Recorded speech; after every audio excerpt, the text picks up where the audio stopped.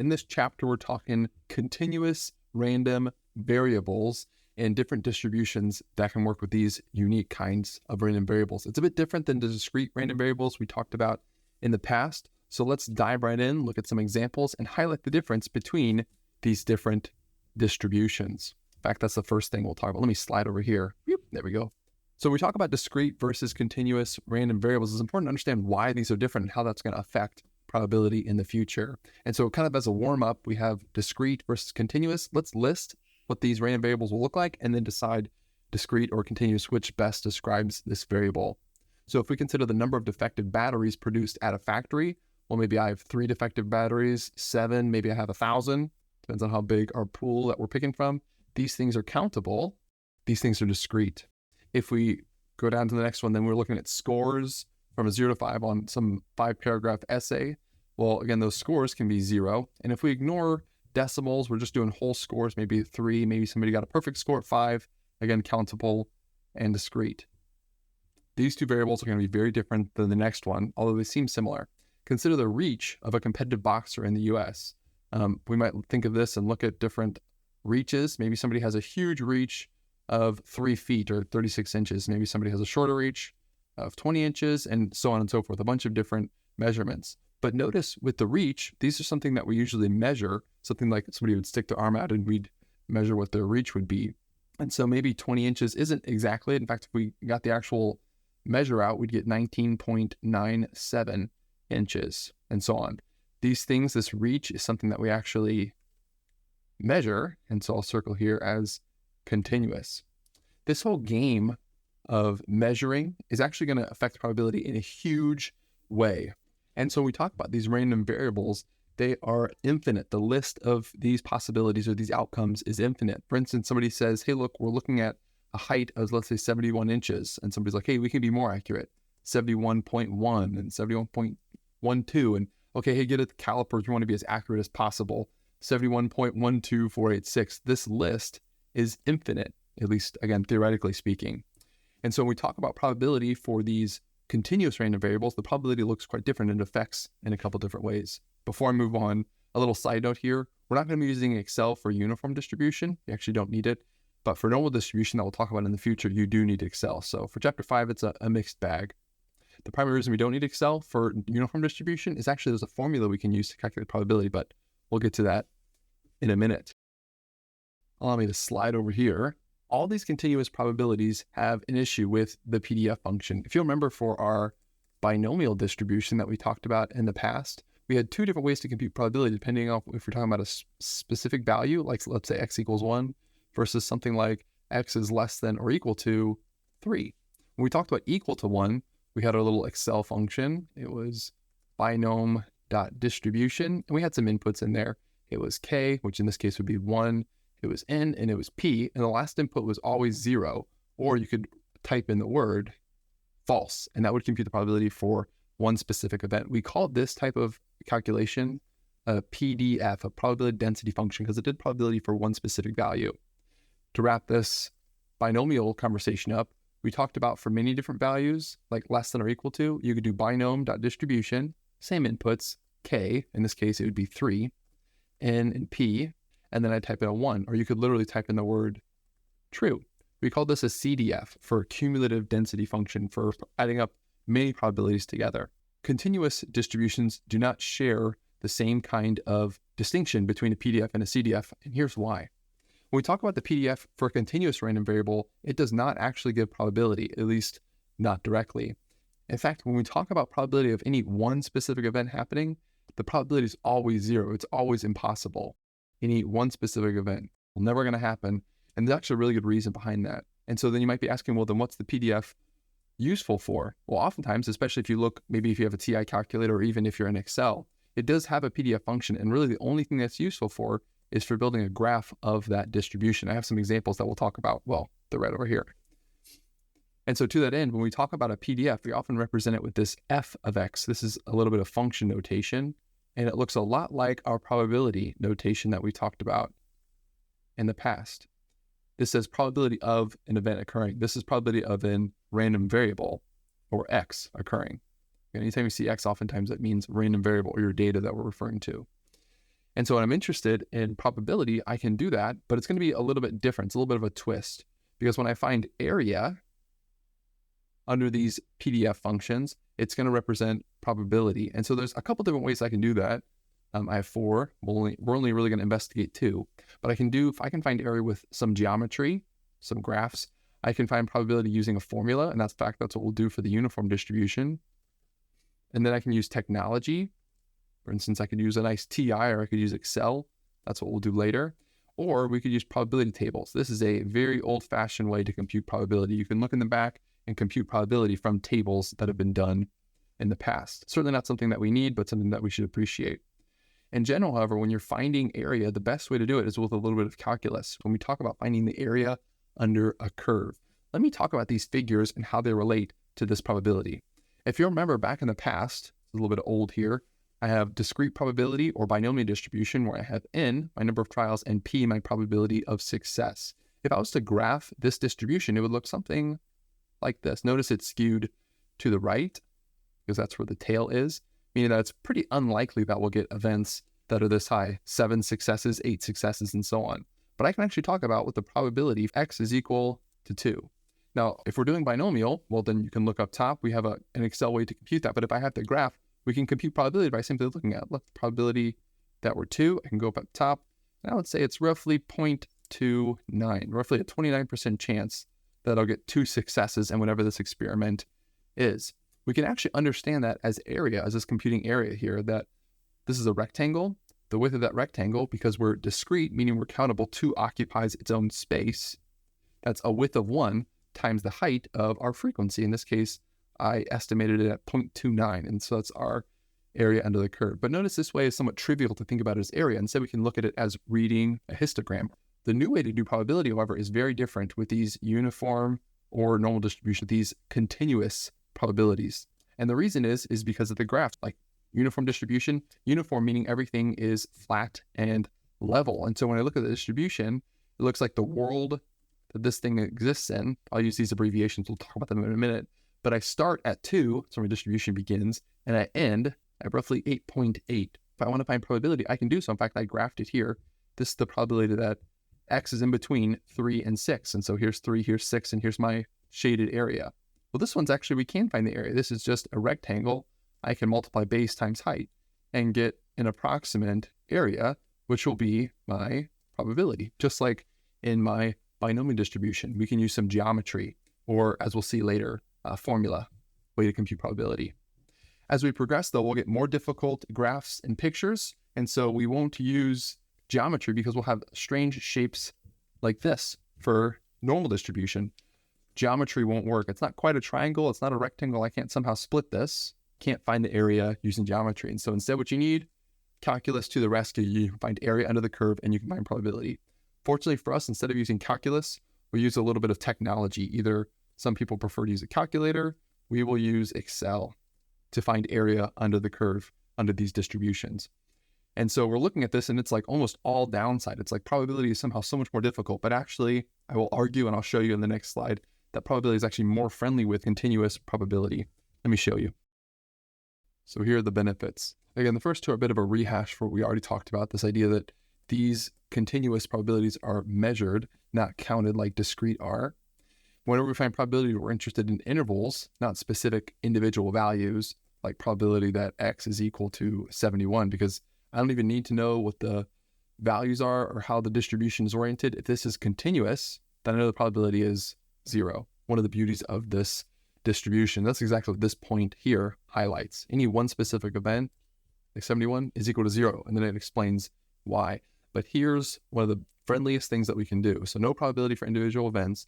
Additionally, whenever we're doing these intervals, say maybe the probability that 1 is less than x is less than 3, there's actually a simplification that I can do here, that this probability, x is between 1 and 3, not inclusive, is actually the exact same thing as the probability that 1 is less than or equal to x is less than or equal to 3. And you might be saying, well, how can that be? In fact, for binomial distribution and even table distributions, it was a big game to say, do I include or do I not include? And we had to play that game. For continuous distributions like uniform and normal, we actually don't need to worry about that because look, the probability that x is equal to 1 is equal to 0. And the probability that x is equal to 3 is also equal to 0, meaning if I include them in this right half, it has no bearing on probability. And that's why I can say that these two probabilities are exactly the same. And so these are really the two big takeaways, are differences in continuous. So here's where they get similar. When we talked before about those probability distributions, or table distributions, as I more fondly like to refer to them as, we talked about they should have two properties they should hold. The first one was that all probability should be between 0 and 1. And they could be 0, they could be 1.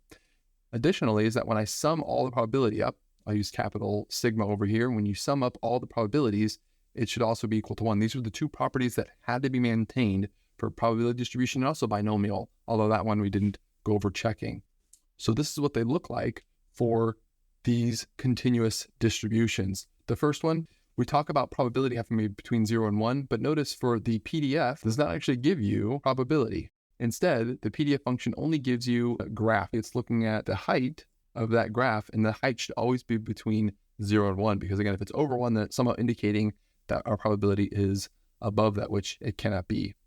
But the second property, it's similar. Again, that all probability, when I sum it up, has to equal 1, but I can't look at probability in the same way. Instead, I need to think of probability as area.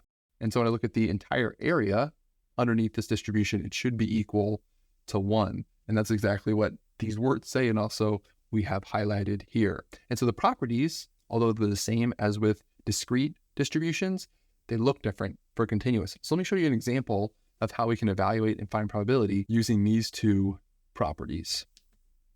Example 1.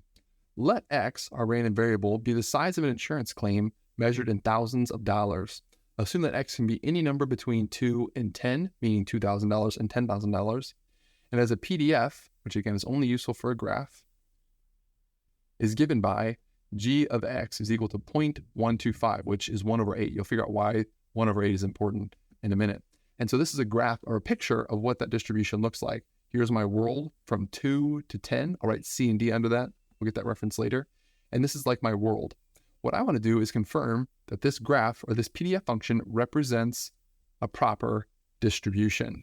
And so our task is simply to confirm that this PDF function, this distribution is proper, that it satisfies those two conditions. And so the first condition that we saw before was just that the graph has to be greater than or equal to 0 and less than or equal to 1. And so we can look at our picture that refers to a height, and inside of that bounds from 2 to 10, is it greater than 0? You betcha. That's referring to this value, this 0.125. The second condition is that when I look at probability, is the probability or the area equal to 1? Well, this is actually something that we can look at. If I pull up that graph and we try to map the probability under there, well, we can look at this probability from 2 to 10. Well, it's a nice rectangle. We can find the area or the probability there by simply multiplying the base times the height. The base in this case, it's a number. Many of you may be able to see it, but let me write it like this. This is 10 to 2, or 10 minus 2 will give me the base for that first one. For the height going up, well, that's exactly what that value 0.125 is all about. It tells me the height, how tall my bar graph is there. If I multiply these two together, 10 minus 2 is 8 times 0.125, I get 1. Beautiful, both conditions satisfied. This is a proper probability distribution. So how do I find probability? Let me show you with this example. Probability that x is less than or equal to 6, which again, this represents that these claims are less than or equal to $6,000 is what we're interested in. Here's my little hint. Find area. Area what? Look at that graph that we had before, write it out, and I'm interested in x being less than or equal to 6. And so you might be asking the question, well, how low does this thing go? It doesn't give you a stopping point. Where do you stop from less than or equal to 6? Well, that's where our world comes into place. Up above, we talked about our world is from 2 to 10. And so we know the smallest value or the smallest x value that we can possibly ever have. And it works its way all the way down to 2. So really this question, probably that x is less than or equal to 6, is really the question that x is between 2 and 6. And then we have another picture for area. I can make this into a rectangle. The probability is the same thing as the area is going to be base times height. The base, again, is the width for the bottom. That's 6 minus 2, 4, times the height, which is the exact same. 0.125. If I multiply those two together, I should get a nice number of 0.5. Or if you want to contextualize that, there's a 50% chance that I'll get an insurance claim that's less than $6,000. And so we can do probability with graphs, with finding area, but there's actually an observation that we can make as we look at these formulas and how to find them. And so instead of drawing a picture every time and finding area, maybe I can observe the formula that we're using and simply use that instead. And that's exactly what the uniform distribution does. So here's what the uniform distribution looks like. These are the properties. Again, whenever you hear distribution, what you should be thinking of is these distributions are functions, or they're boxes that we're putting situations into. And that once I know what situation we're talking about, well, then I know the tasks that I'm being asked to perform. For instance, the first task with these distributions is usually probability down here. Now look, in order to compute probability, we have a little bit of a different game here, that whenever we talk about the PDF, right, I encourage you whenever we talk about PDF, there's a little function to perform, 1d minus c. Now you might be looking at d minus c and saying, hey, what are these two values? All uniform distributions are going to be trapped within a certain interval, saying, look, everything's uniformly likely within this interval. That's what it says up top over here. And we have this shorthand notation that says x, a random variable, follows the uniform distribution, u, inside of this world. The example that we talked about in the past was from 2 to 10, and that's the world that we're living in. And so for the PDF function, if I want to find out what that should be, I can write it. In fact, let me do it over here. That'll be 1 divided by d, which was 10, minus c, which was 2, which would give me 1 over 8. In fact, that's exactly what g of x was in the previous example, so that's why I wanted to highlight it there. And that way I know it's going to work out properly. But now if I actually want to compute probability, which is really the first task that we're asked to perform, I can do so. There's a formula for me, and it says, look, the probability that x is between a and b, an example might be we did before 2 and 6. I can do so with a little formula. If I do b minus a, that refers to these two values. Let me write it like this: b minus a multiplied by 1 over d minus c. b minus a, I can write that, that's 6 minus 2 up top, times 1 over d minus c. That's exactly this f of x, that PDF function that we had before, which from our example from g of x that we talked about in the past was times 1 divided by 8, or 0.125, which is exactly the same area, the shapes that we found before. This is 4 times 1 over 8, which is 0.5. And so instead of using graphs or pictures to find area for uniform distribution, instead we have a nice formula that we can use instead. B minus A, which comes from the event we're interested in, divided by D minus C, which is the world we're living in for uniform distribution. So this is how we handle our first task, probability. The second task that we're asked to perform is, hey, find the mean. What's the center and what's the standard deviation? What's the spread? Center and spread. How wild are these distributions moving around? The mean has a nice formula. That's C plus D divided by 2. Again, C plus D is the world we're living in. For the spread, it's D minus C divided by the square root of 12. Again, this is always square root of 12, no matter what your distribution is. These formulas are given to you. The formula here for the probability, that task, if I slide over here, the probability for, or the probability, the mean and standard deviation are here for you as well for reference. And so I'd encourage you to use those to assure yourself that these things don't need to be memorized, but certainly we should understand how to use them. Speaking of using them, let's look at an example. The amount of time in minutes that a person must wait for a bus is uniformly distributed between 3 and 21. I want to find the probability that somebody must wait. So we're reading these experiments. Again, we have a couple of distributions at our disposal, technically 3 so far, these probability distributions or table distributions. The binomial distribution with n number of trials and p my probability of success, and then now our third uniform distribution. What's friendly about this distribution, and something that we should be aware for all distributions, is how to identify them. The friendly part is for uniformly distributed, it should be say in the example, hey, look, this is how it's distributed. And then it's for us to say uniform distribution, I need 2 ingredients. I need C and D. I need to know what world I'm living in. And it looks like this world is anywhere from 3-minute wait time all the way to 21-minute wait time. Let's find some probability. I'm looking at between 5 and 10 minutes. Somebody has to wait that long. And look, if things are uniformly likely, we can certainly find probability. First thing I should do is state what the probability looks like. It should be 5 is less than or equal to x is less than or equal to 10. I encourage you, whenever you're working probability, try to understand how to find probability. And so I'll write up the formula for uniform distribution. It should be the probability that x is between a and b is always equal to b minus a divided by d minus c.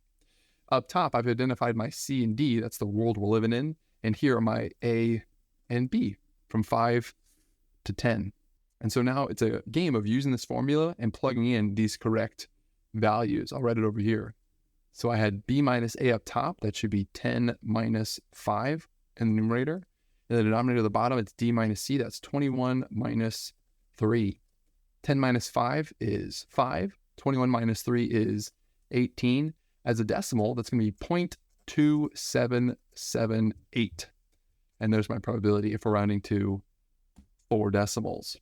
Again, formula, very nice to compute, but there's a couple complications that can come at, and so let's look at some of those complications here. I'm looking at the probability that fewer than 13.5 minutes that your wait time is fewer than. If I was to write this probability fewer than, meaning it has to be smaller than, all right, x is less than 13.5.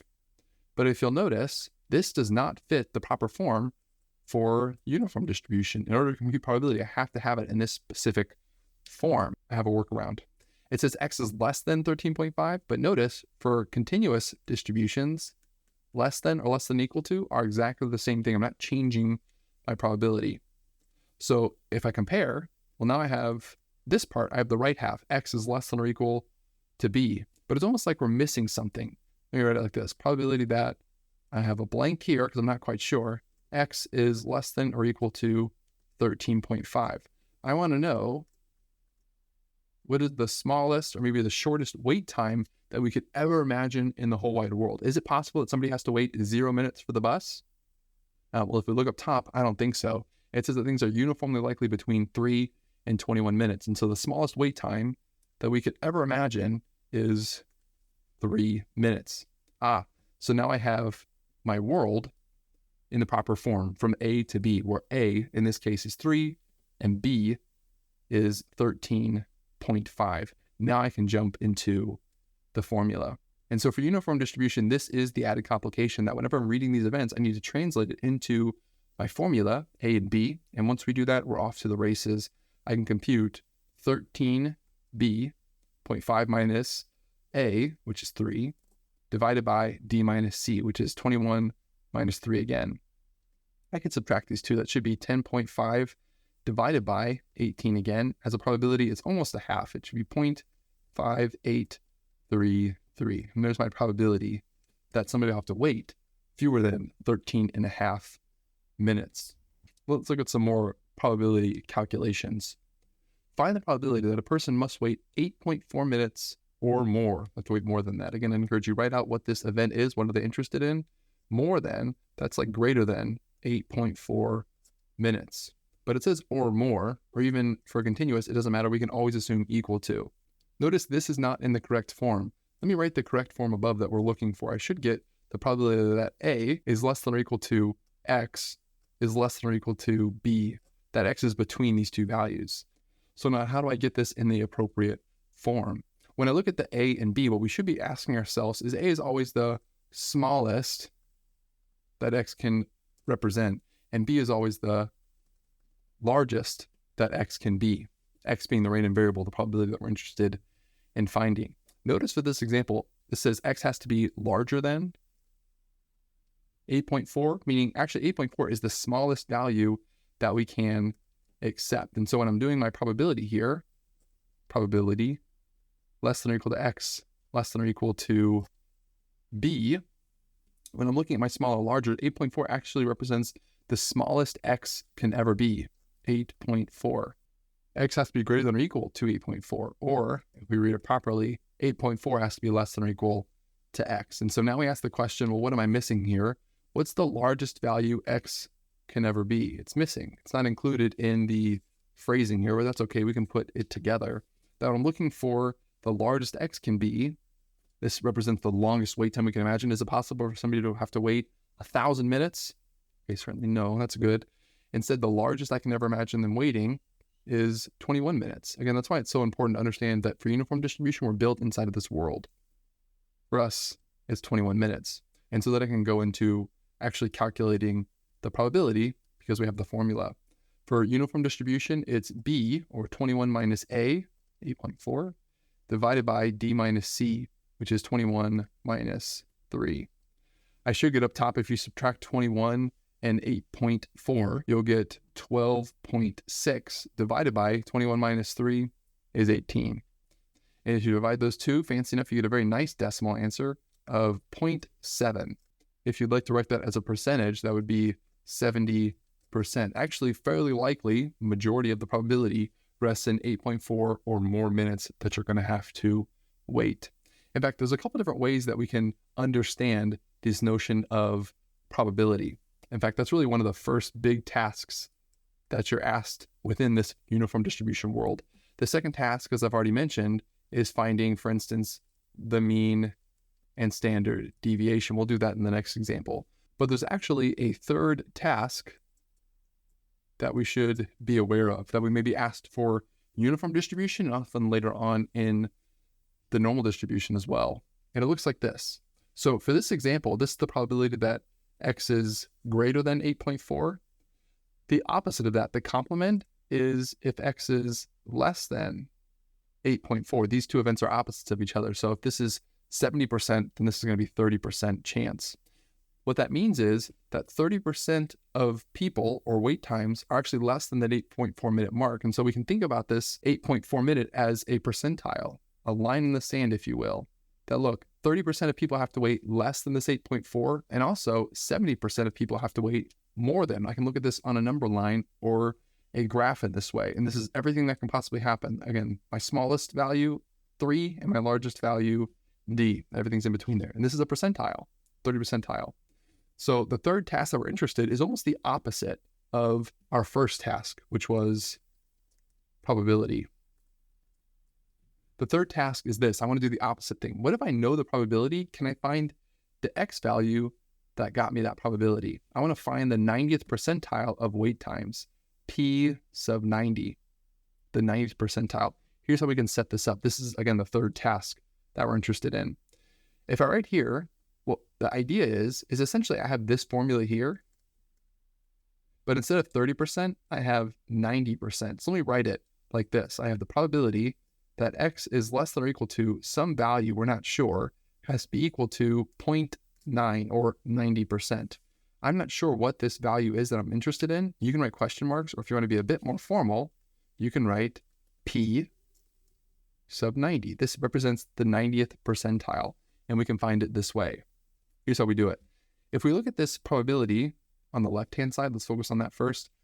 I don't have a way yet to solve this. There's no solving for this P sub 90 business. What I can do, though, is try to write it into the proper form for uniform distribution. The proper form looks like this. The probability that X is between a largest and smallest value. And this probability is going to equal 0.9. Notice I already have the right half of this formula. It should be P90, or you can write question marks. We're not sure what we're trying to find. But I need to also write what is the smallest value we're interested in. It should be a little like deja vu, because we did this when we were finding probability. The smallest value I'm interested in, again, for this wait time game, is 3 minutes. This is why this is a huge breakthrough for us, because once I have this in this proper form, well, I actually know a formula, a better way to represent probability that X is between 3 and P90. It looks like this. B, which in this case is P90,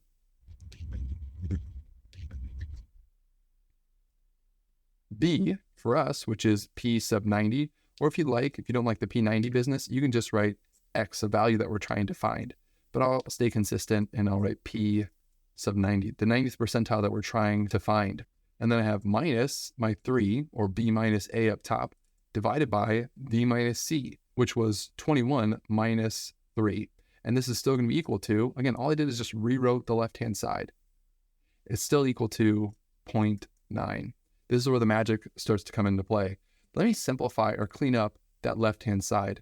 On the denominator, 21 minus 3 is 18. So I'll write this as P sub 90 minus 3 divided by 18 is equal to 0.9. This is where the solving starts to come in. I want to solve for this P sub 90 business. Let me multiply, we'll start there, 18 over to that right-hand side. And so I'll end up with P90, trying to find, minus 3 is equal to 18 times 0.9 is 16.2. And then if I add the 3 over, we'll end up with P sub 90, this 90th percentile, is actually 19.2. And that's the answer that we're interested in. But notice this 19.2 is not a probability. This 19.2 represents minutes. It's an actual wait time. So this is an inverse operation. Instead of me finding probability like we did in the past, this is a probability. Now I'm doing the opposite task. Now I'm finding the X value, this 8.4 minutes that gives me the probability that I'm interested in. It's literally the inverse. It's the opposite task. Let's dive in. The data represents the number of passengers on 35 different charter fishing boats. So this is the number of passengers that we're interested in. The sample mean, X bar, is 7.2, and the sample standard deviation is 4.1. That's from this actual data. For something like the average, you could literally use equals average and simply type in your cells for standard deviation. You could do that as well using the standard dev function as well. That's what these were computed. What we're interested, though, is the data approximately follows a uniform distribution where all values are between 0 passengers, it's a very boring charter, all the way to 14 passengers that might be full. And they're all equally likely to occur. What I want to do is find the probability that the number of passengers is 10 or fewer. And so I'll write that just like we read it. Probability, we can do it. Probability that X is less than or equal to fewer than 10. Just as we've talked about in the past, and I'd encourage you to write as well, if we're uniformly distributed, I know the world that we're living in. It says uniform, and the values that the uniform distribution can take are all the way from 0 all the way up to 14. When we look at the uniform distribution, we like to write C to D, that these are the values for the uniform distribution. If you'd like a shorthand for this, there is, and it looks like that X follows uniform distribution from 0 to 14. And then we're all in on the know that we know 0 is the smallest and 14 is the largest. But this is why it's so important to understand the identification of a distribution, is because once I know that, everything is relatively solved for me. I know that I need my probability into the form A less than or equal to X less than or equal to B. And then the form is simply B minus A divided by D minus C to compute my probability. So then this game now becomes, instead of finding probability or, hey, what function should I use? I now am looking at this and saying, I need to fit this particular form. X is between A and B. Fortunately for us, I have less than or equal to 10. That gives me the B, the larger value that X can take on. So all right, less than or equal to X, less than or equal to 10. And then we need to think of, okay, what's the smallest value that X can take on? Well, we can look at our world for that. It says that for the number of passengers, the smallest I can ever imagine, I can't take negative passengers, but I can take no one, all right? Just the captain. And so now that I have it in the proper form, I can compute probability using that formula, that it should be B, 10, minus A, 0, divided by D minus C, in this case, 14 minus 0. And so to compute probability, it's simply 10 divided by 14, or as a decimal, that should be 0.7143. And that's my probability that I'll have 10 or fewer passengers. It looks like almost 3/4 likely, 71%. With the probability in mind, let's look at that second task that we're interested in. Can we find a standard deviation? Can we find a mean? The first one says, find the theoretical standard deviation spread of the number of passengers. The reason why it says theoretical standard deviation is because we know the actual standard deviation, it's right here, of the data itself. But if we're approximately following the uniform distribution, then that's why it's going to say theoretical. And so I know that we're in uniform distribution world. And so the standard deviation follows this formula, D minus C divided by the square root of 12. And so for our particular example, D is 14 minus C is 0 divided by the square root of 12. Or if you want to type that into a calculator, you can write 14 divided by the square root of 12. And you should get a number like 4.04. This represents the spread, or how wild this data is, how much movement we have. Notice it's a little different than our actual standard deviation, but they're fairly close. We'll talk about that difference in a minute. Let me slide over here, get out of the way for the mean. Find the theoretical mean of this distribution. Again, since I know that this is uniform distribution, I can write C plus D divided by 2. I can add these together. C is 0 plus D is 14 divided by 2, or just 14 divided by 2. The mean is 7, and that represents, again, number of passengers. So they might be asking yourselves, why did these things differ? Again, I know the actual standard deviation, and I know the mean above. Why did I get different values? There's actually a really good reason for that difference. If you look at the data, and if you graph that data, it'll look something like this bar graph I have up top. Notice I'm anywhere from 14 all the way down to 0. This is your C and D world that we're living in.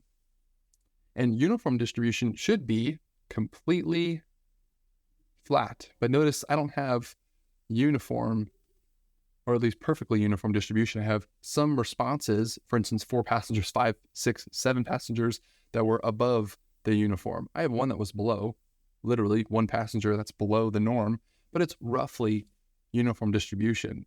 And so observe the graph. What could cause the theoretical mean difference that we found earlier, 7, versus the observed difference, 7.2? Why do they differ? One of the causes for the difference is that it's not perfectly uniform. It's not. We have some responses that are above and not responses that are below. So yeah, these two are going to differ because we'll say not a flat graph. At least not perfectly flat. We have some fluctuation, so that's going to cause a difference. Again, we have different tasks. Probability, check, we can do it. Mean standard deviation, yes, we can do it. Third task, find the 75th percentile of passengers on the charter. We'll answer the bonus question as well. So 70th percentile, whenever you hear percentiles for uniform distribution, I encourage you to write out what that event is. It's the probability that X is less than or equal to some number, I don't know what it is yet, should be equal to 0.75, the 75th percentile. That number, what is it? Well, we can find it, but first, before I can find it, I need to put my probability into proper form. That look for uniform distribution, I should always have X between 2 different values. The value that I'm hunting for, the value that we don't know, I'll write it as P sub 75, or you can write question marks there if you'd like, is equal to 0.75. I need to fill in one of these parts though, and it's what is the smallest that we could ever imagine X being. Again, this comes from the world. The smallest I can imagine, the number of passengers that it take on, is 0. Once we have it in this form, well, now we're off to the races because I know that this probability is a fraction, that this should be P sub 75 minus 0, all divided by D minus C, which is 14 minus 0, is equal to 0.75. Just like before, there's a little bit of math here to clean this up. I have minus 0, irrelevant, don't need it. So P 75 divided by 14 should equal 0.75.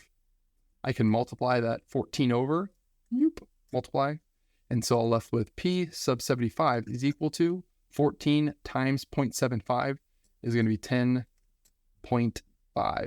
And again, this is not a probability. This represents the number of passengers. And the answer that we're interested in. This 75 percentile represents a line in the sand that it says, again, 75% of these fishing boat adventures or charters are going to hold less than 10.5 passengers. And then 25% are going to hold more than that. So maybe you have that 25% are going to hold 11 or more passengers, and then 75% are going to hold 10 or fewer. And that way we can properly understand, this should be a percentage, that way we can properly understand what our capacity is or what these boats are. So maybe if we want to downsize our boats because they're too expensive or fuel's getting too expensive, well, then we know how much audience we're most likely to lose.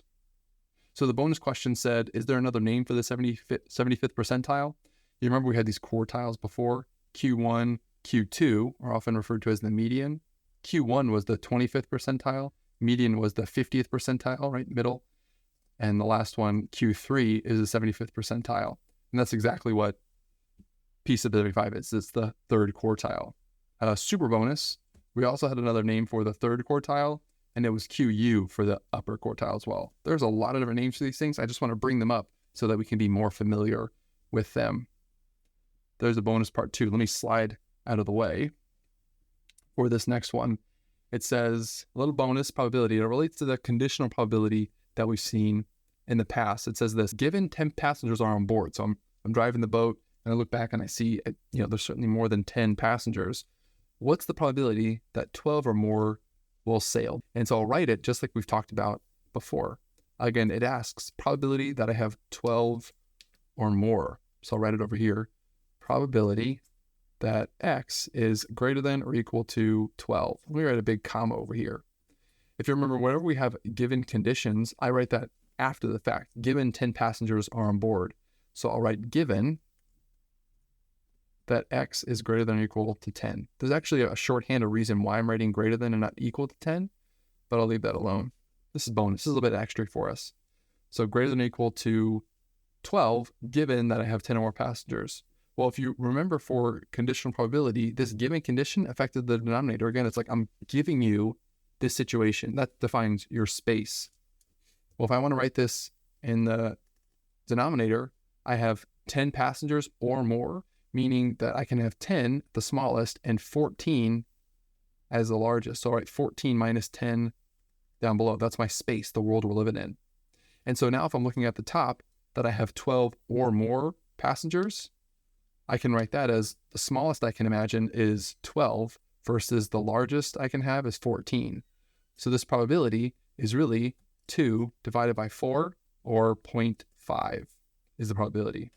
There's actually another way to do that that's less hand-wavy as the way I just did here, and that's you can do these probabilities separately, that this is actually equal to, if you want to look at the formula, the probability that X is greater than or equal to 12 and that X is greater than or equal to 10 divided by the probability that X is greater than or equal to 10. If you have greater than or equal to 12 and greater than or equal to 10, that greater than or equal to 10 becomes irrelevant. So this probability can be evaluated by doing the probability that X is greater than or equal to 12 divided by the probability that X is greater than or equal to 10. If you do the probability in this way, you'll end up with 0.14 in the top divided by 0.2857 for the bottom. If you divide those two, you'll end up with the same answer of 0.5. So just a fun connection between conditional probability that we've seen in the past with this formula for uniform distribution that we can compute here. Now that the bonus is wrapped, let me wrap with this. Again, there are a lot of distributions. We're up to 3 so far. It's very important that you can first identify the situation, that you can put it into this box to say this situation fits this distribution or this function. First part, identify. And the second thing is to understand the task that you may be asked to perform. Before, we just had probability, mean, and standard deviation. But now with these continuous distributions, we lose some things. We don't have PDF. There's not probability of one specific event occurring anymore. With that loss, we still are doing probability, although maybe a little bit less PDF versus CDF. We still have mean and standard deviation, but now we're adding a third task. That third task is percentiles. It's the opposite of probability. It says, yes, we can find probability as we've done, but also, can you find the reverse? If I give you probability, can you find me the X value that got you there? All of this within uniform. So again, be able to identify distributions and then know the tasks that you're being asked to perform.